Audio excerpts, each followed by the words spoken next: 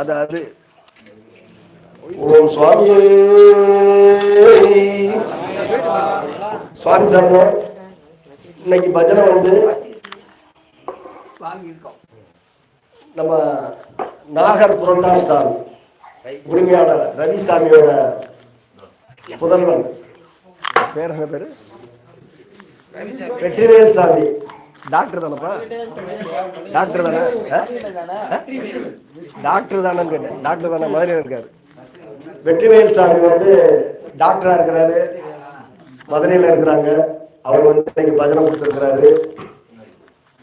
அவர் மென்மேலும் அவர் வந்து அவர் பணியில வந்து சிறப்பாகவும் சீரோடும் சிறப்போடும் நல்ல செல்வாக்கோடும் நீண்ட ஆயுளோடு இருக்க அவங்க குடும்பம் வந்து செல்வாக்கோடு இன்னும் மென்மேலும் உயர வேண்டும் என்று எல்லாம் அல்ல ஹரிஹர சுதன ஆனந்த சித்தன் ஐயனை வந்து நமது உசிலம்பட்டி கண்பாட்டி குரூப்ஸ் ஐயப்ப சேவா சங்கம் சுவாமிமார்கள் அனைவரும் ஒரு சரணத்தோடு பகவான் காலடியில் பிரார்த்தனை செய்வோமாக. சுவாமியே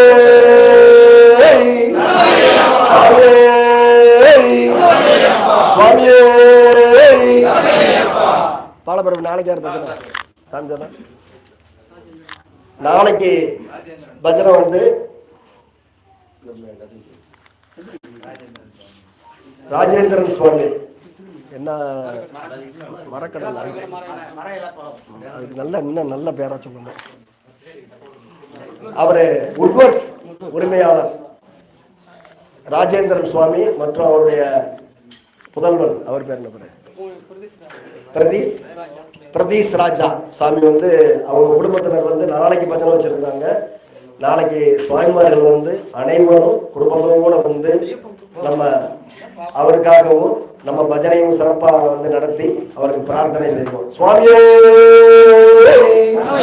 சுவாமியே சுவாமியே. சுவாமி சர்மா பஜனை வந்து மார்கழி பிறக்க போகுது.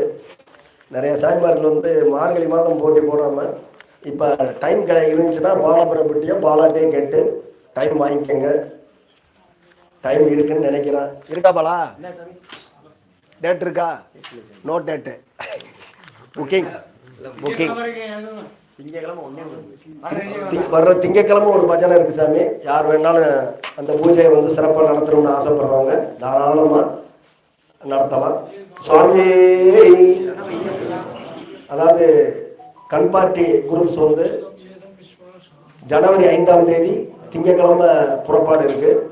சாமிமார்கள் அனைவரும் நம்ம பெரிய குரூப்ல வர்றவங்க வந்து பெயரை வந்து உடனே கொடுங்க. ஏன்னா அடுத்த கட்டத்துக்கு நகர முடியாம இருக்கிறதுனால, ஏன்னா வேன்படி வண்டி பிடிக்கணும் எல்லாம் செய்யணும். அதனால கொஞ்சம் பேர் கொடுத்தா கொஞ்சம் வசதியா இருக்கும். யார் யார் வர்றீங்கன்றதை பேர் கொடுத்துருங்க. அதே நேரத்தில் 5ஆம் தேதி வந்து நம்ம வருடம் மகா அன்னதானம் வந்து நடத்திட்டு நம்ம வந்து யாத்திரையை தொடங்குறோம்.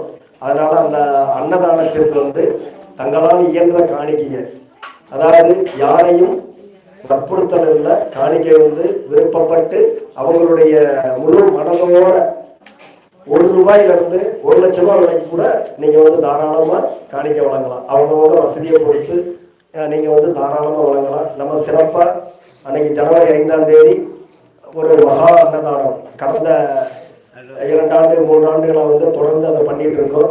சாய்மார்கள் அனைவரும் முழு ஒத்துழைப்பு தருமாறு உங்களை அன்போடு கேட்டுக்கொள்கிறோம். சுவாமியே